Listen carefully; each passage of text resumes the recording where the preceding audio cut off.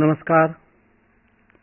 अनुवाद अध्ययन एवं प्रशिक्षण विद्यापीठ इग्नू द्वारा आयोजित यह कार्यक्रम साझी विरासत है, जिसमें हिंदी एवं उर्दू साहित्य, हिंदी उर्दू कविताओं के तुलनात्मक अध्ययन पर हम विचार करने के लिए यहाँ प्रस्तुत हुए हैं। हमारे साथ दो महत्वपूर्ण मेहमान हैं। प्रोफेसर असदुद्दीन अंग्रेजी विभाग में जामिया मिल्लिया इस्लामिया में अंग्रेजी पढ़ाते हैं, लेकिन एकाधिक भारतीय भाषाओं में अनुवाद को लेकर और अनुवाद चिंतन को लेकर प्रोफेसर असदुद्दीन एक महत्वपूर्ण नाम है और आज के समय में भाषाई हिसाब से देखें तो तुलनात्मक अध्ययन पर भारत में एक महत्वपूर्ण नाम है, जिस दिशा में यदि आज की नई पीढ़ी कुछ भी बात करती है तो प्रोफेसर असदुद्दीन के हवाले से बात करती है। हमारे दूसरे मेहमान हैं प्रोफेसर रियाज लतीफ, जो वेल्सली कॉलेज अमेरिका में कला इतिहास का अध्यापन करते हैं, लेकिन वहां पर हिंदी और उर्दू की साझी विरासत का अलख जगाने में बहुत ही क्रियाशील रहते हैं। मैं अनुवाद अध्ययन एवं प्रशिक्षण विद्यापीठ की तरफ से, पूरे इग्नू परिवार की तरफ से अपने दोनों मेहमानों का हार्दिक अभिनंदन करता हूं और आशा करता हूं कि आप सभी क्षेत्रीय कार्यालयों में और स्टडी सेंटर्स पर जमा हुए जितने भी शिक्षार्थी और कार्यकर्ता हैं, सभी आप हमारे दोनों मेहमानों के विचारों से अवगत होंगे और लाभान्वित होंगे।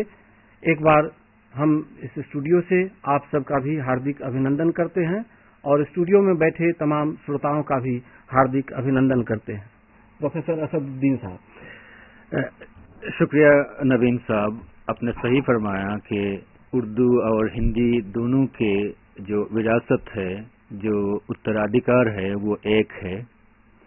जैसे आपने कुछ शायरों को पढ़ा जी, और कहना मुश्किल है वो उर्दू में लिखते थे या हिंदी में लिखते थे। मालिक मोहम्मद जैसी को ले लीजिए, वो हिंदी ट्रेडिशन और उर्दू ट्रेडिशन दोनों के यकसा एक वाणी है। वो जी जी जी। स्टूडेंट्स जब पढ़ते हैं, वो मालिक मोहम्मद जैसे वो उर्दू डिपार्टमेंट में भी पढ़ते हैं और हिंदी डिपार्टमेंट में भी पढ़ते हैं उनको। दूसरी चीज ये है लिपि को लेकर कि कई कारणों की वजह से हमारे जो यंग जनरेशन है वो हो सकता है कि जो अरबी लिपि है या उर्दू लिपि है उससे वाकिफ नहीं है, लेकिन वो ऐसी कोई बंदिश नहीं है मेरे ख्याल से। क्योंकि आप देखेंगे हिंदुस्तान में फैज की शायरी अगर है तो लोग कहते हैं कि उनका जो उर्दू कलेक्शन है, सारे सुखन हमारे, उसका जो हिंदी रूपांतर हुआ है तो कई गुना ज्यादा बिकती है, कहते हैं। हिंदी लिपि में वो कई गुना ज्यादा बिकती है। और उर्दू के बहुत सारे शायर हैं जो हिंदी में दस्तयाब है। तो लिपि ऐसा कोई बंदिश नहीं है। हम इनको जब पढ़ते हैं, बहुत सारे शायरों को जब पढ़ते हैं, तो असल में बाहर से जो मेहमान आते हैं वो कहते हैं कि वो, जैसे जावेद अख्तर अगर शायरी पढ़ रहे हैं तो वो तो कहते हैं वो हिंदी और उर्दू को लेके आप लोग इतना झगड़ा क्यों करते हैं, क्योंकि वो तो कोई तो खास फर्क तो है नहीं उसके अंदर। हो सकता है वोकेबुलरी में थोड़ा बेशी फर्क है। हिंदी के जो विरासत है उससे जो लोग वाकिफ है तो उर्दू के वो वोकेबुलरी, वो पढ़ते पढ़ते वो वोकेबुलरी भी उससे परिचित हो जाते हैं। जी, आप उर्दू कविताओं की कुछ महफिलों में जाइए, हिंदी कविताओं के कुछ महफिलों में जाइए, अब देखेंगे कि आहिस्ता आहिस्ता वो फर्क मिटता जा रहा है। और सिंबल्स का और मेटाफोर्स का शायरी तो हम सिंबल्स के और मेटाफोर के जरिए ही लिखते हैं। जी। उसका जो जखीरा है, उसका जो रिपर्टुअर है, उसका जो स्टोर हाउस है, जी, वो सेम स्टोर हाउस है। वहीं से आप अपने मेटाफोर को ले रहे हैं, अपने जो सिंबल्स है उनको ले रहे हैं। तो ये जो पॉइंट्स ऑफ कन्वर्जेंसेस है जो मिलते हैं इतने ज्यादा है تو اس لیے میرے خیال سے جو لوگ اس کو لے کے پولیٹکس کرنا چاہتے ہیں ان کو کرنے دیجئے. ہم لوگ کیوں ونچت یا محروم رہے؟ ہم ہندی کویتا کو بھی اس آدر سے ہم گرہن کرتے ہیں، پڑھتے ہیں، جیسے اردو شاعری کو بھی پڑھتے ہیں، اور میر کو اردو والے جس آدر سے پڑھتے ہیں ہندی والے بھی اتنا ہی ادب سے پڑھتے ہیں اور ان سے فائدہ اٹھاتے ہیں. تو میرے خیال سے ان کے جو کامن ہیریٹیج ہے یا ساجی وراثت ہے، وہ اس کے جڑ اتنی گہرائی تک پہنچی ہوئی ہے کہ اس کا کوئی ملانکن کرنا کم سمے میں بہت مشکل ہے. ہندی اور اردو کے اس بکھیرے کو لے کر جو لوگ آگے بڑھ رہے ہیں، یہ بات تو اسی سے بے بنیاد ثابت ہوتی ہے کہ ہمارے پریم چند، انہوں نے ہندی میں بھی لکھا اور اردو میں بھی لکھا. اس کے علاوہ یدی جو جاتیہ آدھار پر اس کا بٹوارا کیا کہ اردو مسلمانوں کی بھاشا ہے اور ہندی ہندوؤں کی بھاشا ہے، انہیں دیکھنا چاہیے کہ منٹو فراق راجندر سنگھ بیدی، ادھر آ کر دیکھیں تو گوپی چند نارنگ، کرشن چندر، اور ہندی میں دیکھیں تو رحیم رسخان، امیر خسرو، جہاں سے ہماری ہندی کی پرارمبھک چیزیں شروعات ہوتی ہیں. اس کو ہم ریاض صاحب سے سنتے ہیں. نہیں، شکریہ بہت بہت. جہاں تک فارمز کا روپ کا سوال ہے تو یہ کہ کئی جو روپ تھے پوئٹری کے وہ اردو میں آئے ہیں عربی فارسی سے بھی، اور وہ بہت ہی جلدی ہماری ہندوستانی کہیں یا ہندی زبان اس میں بھی اتنے ہی پرچلت ہو گئے کہ مثال کے طور پہ کچھ تو جو فارمز تھے وہ اب بہت ہی کم لوگ جیسے مثنوی ہے فار انسٹنس، تو ایسی چیزوں کو تو بہت ہی کم لوگ مطلب اس میں وہ لکھتے ہیں. لیکن دو میجر نظم جیسے کہتے ہیں ہم، وہ تو اسٹینڈرڈ کویتا مطلب نظم ہو گیا. اور جہاں تک غزل کا سوال ہے جو سب سے پرچلت فارم ہے آج اردو میں، تو وہ تو نظم کا ہی ایک فارم ہے. جیسے انگریزی میں ہم کہتے ہیں سونٹ، اس کی کچھ مریادا ہیں، اس کے کچھ نیم ہیں، تو اس کو فالو کرنا ہے کہ آپ کی 14 لائن ہوگی، یہ ہوگا وہ ہوگا سونٹ میں. ایسے ہی یہ فارم غزل کا ہے. تو ایک تو یہ ہو گیا کہ چھند ہے آپ کا، کہ ایک جو چھند ہے ایک میٹر ہے، وہ تو آپ کو ایک برقرار رہنا پڑے گا، تو وہ لائن کی لینتھ آپ نے فکس کر دی اور اسی ماترا میں پوری غزل چلے گی. دوسرا یہ ہے کہ وہ جو جڑتی ہے جو اس کی کڑیاں، وہ قافیے کے طور پہ مطلب جو رائم پیٹرن ہے، اور ردیف ہے تو وہ اس کو کہتے ہیں ریفرین انگریزی میں، کہ وہ ریپیٹ ہوتا رہتا ہے. اب اس کا بنیادی فارم یہ ہے کہ پہلی اور دوسری جو لائن جو ایک کپلٹ بنتی ہے، ایک پد بنتا ہے، وہ تو اس کو مطلع ہم کہتے ہیں. تو وہ دونوں لائن جو رائم ہوگی، جیسے کہ غزل اپ لے لیے، دل ناداں تجھے ہوا کیا ہے آخر اس درد کی دوا کیا ہے، ہوا دوا، اور کیا ہے وہ آپ کی ردیف بن گئی. دوسرا شعر ہے جو وہ انڈیپینڈنٹ رہے گا، وہ آزاد ہے، لیکن جو چوتھی لائن ہے وہ پھر سے وہ اسی رائم پیٹرن میں تو ردیف کو فالو کریں. جی تو مانیے کہ وہ جو قافیہ اس کو اگر میں ذرا میتھمیٹیکل اس کو بنا دیں تو آر آپ کہیں تو پوری غزل کیسے ہوئی، R A R B R C R D R چلتی جائے گی. اور عموماً یہ روایت رہی ہے کہ آخری جو آپ کی کپلٹ ہے اس کو مقطع کہتے ہیں. اس میں نارملی جو شاعر اس کا تخلص ہو یا پین نیم ہو وہ بھی ذرا شامل کر لیتا ہے. تو غزل کا یہ ایک مطلب بنیادی فارم ہوا. اب بظاہر تو وہ پوری ایک کنیکٹڈ ایک چیز ہے، لیکن اب ہر کپلٹ ہے اس کو آپ انڈیپینڈنٹ بھی مطلب ایک انگریزی میں جو ٹرم ہے ایپیگرام، آپ نے ایک پورا تھاٹ ایک خیال اس میں سمو دیا، وہ بات ہو گئی، آگے بڑھے. دوسری ایک بالکل الگ بات ہے. حالانکہ آپ نارمل جو کویتا ہے نظم ہے اس میں کیا تو ایک پورا ایک شیرشک اور ایک ٹاپک لے کے آپ اس سے پورا ایک تسلسل قائم رہتا ہے. اس میں یہ ضروری نہیں ہے. اس کا تسلسل صرف فارم کے طور پر ہے کہ یہ آپ کی ردیف قافیے سے جڑی ہوئی چیز ہے اور وہ لگتی ہے آپ کو ایک اکائی کے فارم میں. تو یہ غزل کی ایک ब्रॉड डेफिनेशन है।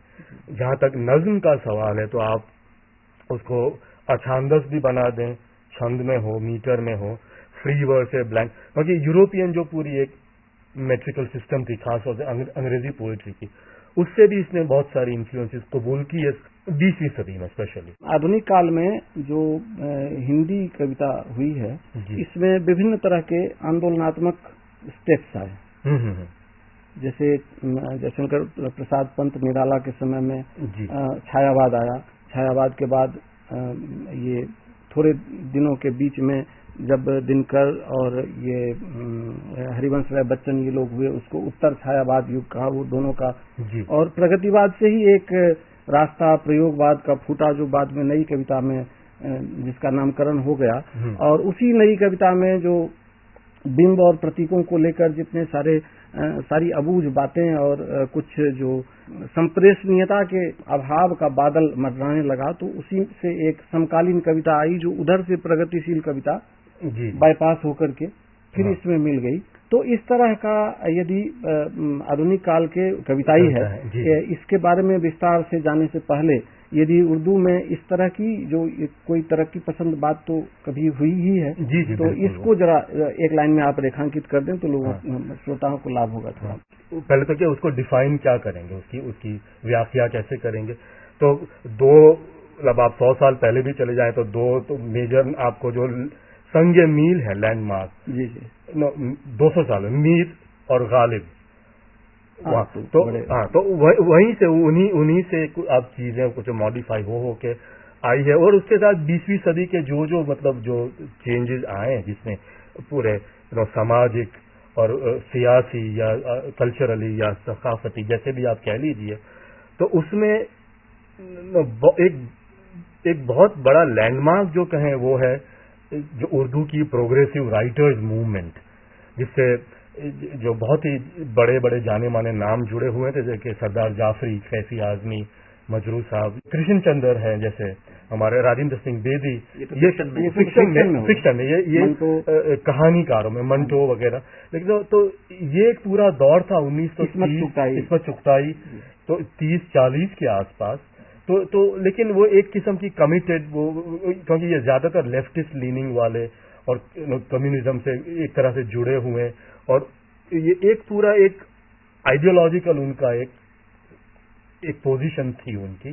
तो उसमें, लेकिन उसमें बहुत सारे चेंजेस आए, और ये आपका पूरा जो एक उर्दू लिटरेचर का एक मंजरनामा है, वहाँ एक बहुत बड़ी शिफ्ट आपको महसूस होती है। उसके साथ साथ ये जो पूरी गजल या रिवायती हमारी पोएट्री थी, उसमें भी आई थोड़े बहुत कुछ बदलाव के साथ, तो वो तो पैरेलल चल ही रहा था। जैसे कई नाम है और मशहूर नाम है, जिगर मुरादाबादी, हसरत मोहानी, ये सब ले लीजिए उस दौर के, यगाना चंगेजी और फिराक गोरखपुरी, इतने रघुपति सहाय, फिराक गोरखपुरी, तो ये बहुत ही अहम नाम है ये सब उस जमाने के।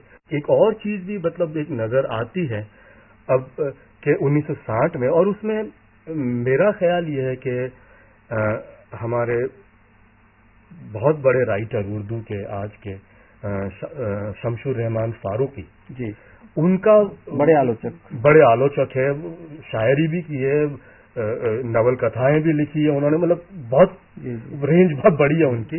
तो उन्होंने एक जो रिसाला जो एक एडिट किया, शबखून, जो उसका बहुत बड़ा योगदान रहा मॉडर्निज्म को, एक जो मतलब मॉडर्निज्म में मतलब एक बहुत लूज डेफिनेशन के तौर पे मैं कह रहा हूं कि उसको आगे बढ़ाने में, और एक पूरी जो एक सेंसिबिलिटी है शायरी की, उसको उसमें जो तब्दीली आ रही है 1960 के आसपास, तो उन्होंने कई नए राइटर्स को उस जमाने के जो अब तो बहुत ही सिग्निफिकेंट नाम बन गए मॉडर्निज्म के, उनको उन्होंने उनका तारुफ करवाया, छापा बहुत सारा, उस पर लिखा बहुत कुछ, और एक जो पूरा एक जो बदलाव आ रहा था उस जमाने, तो जैसे कि जो प्रगतिवाद उर्दू में जो है प्रोग्रेसिव राइटर्स का, उस पे तो एक वो उस जमाने में कि एक वो पोएट्री आहिस्ता आहिस्ता एक सेल्फ रेफरेंशियल भी बनती है अपने आप की, और वो जो एग्जिस्टेंशियल कुछ एक मन था उनका, तो उसमें वो थोड़े उसमें कुछ प्रयोगशीलता, ये वो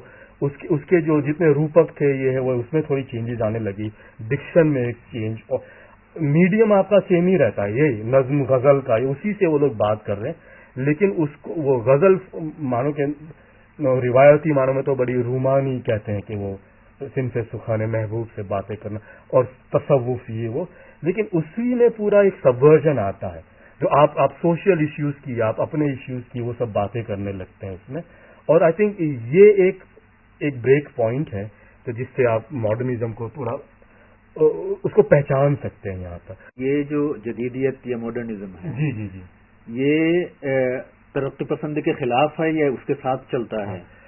आम तौर पे जो विचार हुआ है वो हमेशा खिलाफ ही बताया गया कि इसके एक रिएक्शन, एक रद्द अमल के तौर पे आता है।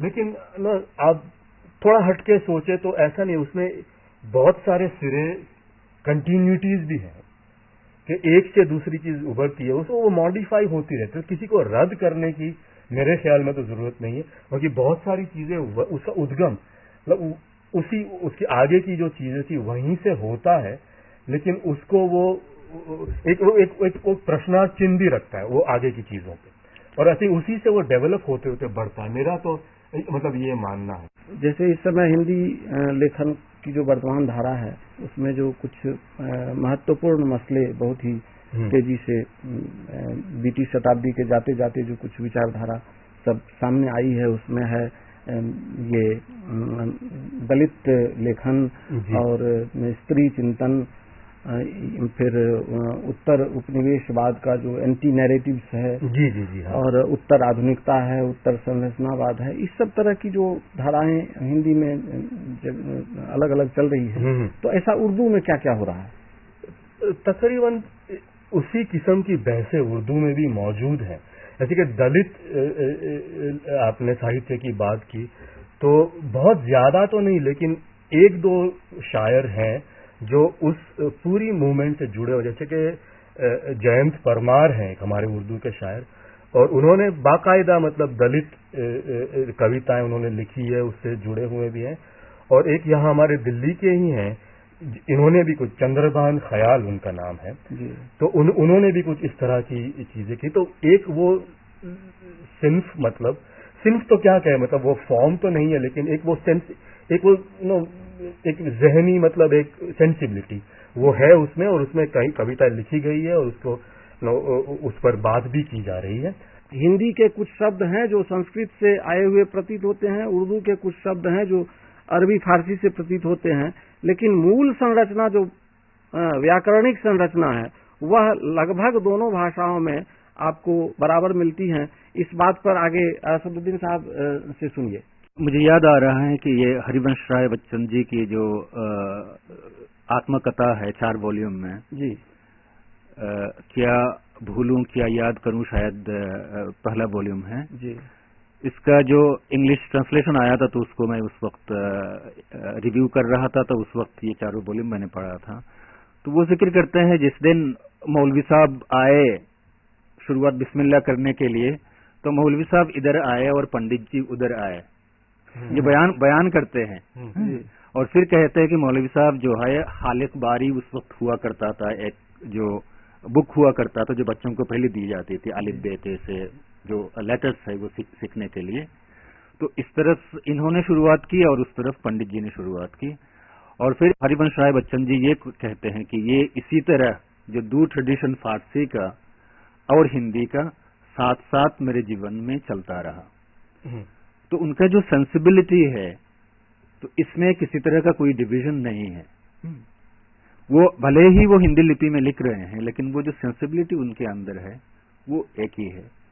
और उसके पहले कहानी पे ले जाइए तो टैगोर भी, रविंद्रनाथ टैगोर भी कहते हैं कि मेरे बचपन में मैंने गुले बकावली जो है किस्सा चहार दरवेश है जी, ये गर्मी के दोपहर में, उस वक्त तो टेलीविजन नहीं हुआ करता था, तो आप लंच के बाद क्या करते थे, गर्मी के जो दोपहर होता तो बहुत लंबी होती थी। वो कहते हैं उस वक्त मैं गुले बकावली की जो कहानियां हैं उनको मैं पढ़ा करता था। तो उनके भी जो सेंसिबिलिटी है उसके अंदर भी ये जो पर्शो अरबिक ट्रेडिशन है वो समाया हुआ था। تو آپ یہ جو وراثت ہے اس کو کہاں کہاں سے الگ کریں گے؟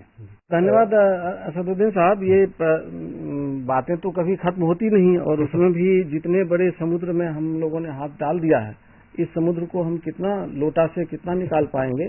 تو یہ اس وشے پر بات تو بہت آگے اور کئی سطروں میں چل سکتی ہے، لیکن یدی اسی بات کو ہم لمبا کرتے رہیں گے تو ریاض صاحب کی کویتا سننے سے ونچت رہ جائیں گے. اس لیے میرا نویدن ہے کہ اس بات کو ایک سماپن پنکتی میں کہتے ہوئے ریاض صاحب اپنی کچھ کویتائیں سنائیں. کچھ نظمیں ہیں، میں وہ ایک سناؤں گا. ایک ہے اس کا جو شیرشک ہے وہ بنارس، جی، تو اس پر ہے. اور اس کے بعد ہے بالکل الگ شہر وینس، اٹلی کا. بنارس کی جو نظم پڑھ رہا ہوں اس میں میں بنارس سے مخاطب ہو رہا ہوں. تو ایسی چھوٹی سی پوئم ہے، اور وینس جو ہے وہ خود بات کر رہا ہے، اس طرح کی ہوگی. مطلب یہ دو تھوڑے الگ ہے. تو بنارس کی ہے کہ بھٹکتی ہوئی وقت کی آتمائیں، بھٹکتی ہوئی وقت کی آتمائیں تیرے گھاٹ کے پتھروں کی زباں سے یگوں کی صداؤں کی صورت ابھر کر گھلی جا رہی ہے بجھے پانیوں میں. کیا بات ہے. کہ بھٹکتی ہوئی وقت کی آتمائیں تیرے گھاٹ کے پتھروں کی زباں سے یگوں کی صداؤں کی صورت ابھر کر گھلی جا رہی ہے بجھے پانیوں میں. تیری سانس کی شاہراہوں سے پھوٹی وہی تنگ گلیاں، وہ گلیوں میں گلیاں کہ جیسے رگوں کا بنے جال کوئی، جہاں لاکھ بھٹکو نہ کوئی سفر ہو. سفر فاصلہ ہے، سفر مرحلہ ہے، یہیں پر حیات اور یہیں پر فنا ہے.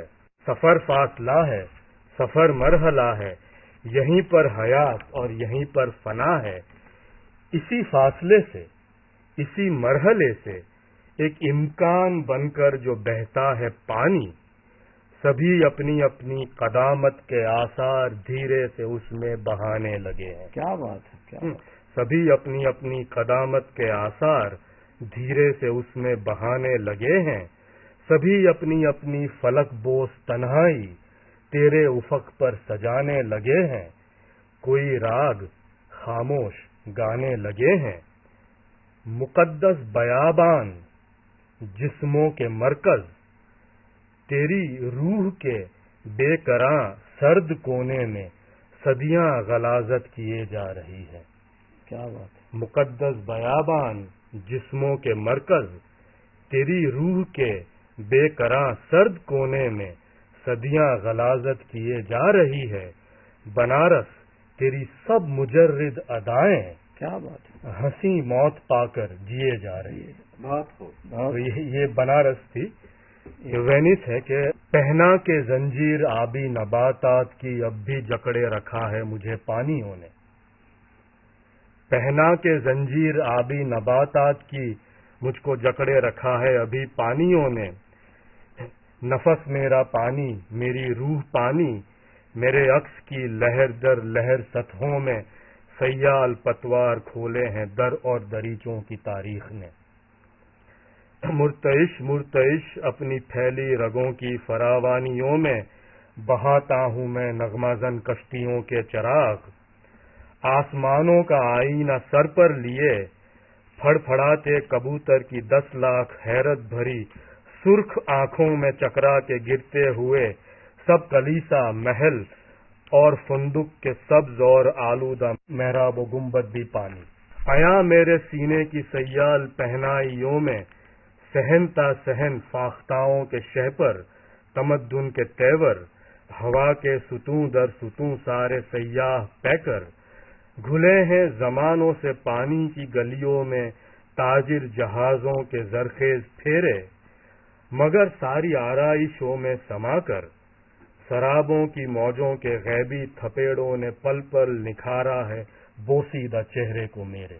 اپنے ہی نم اور خوابیدہ سایوں کے افسانے کہتے ہوئے اب مسلسل روانی کے کاندھوں پہ رہتے ہوئے اب تغیر کا طوفان اٹھاؤں تو کیا ہو، تیری آنکھ میں ڈوب جاؤں تو کیا ہو.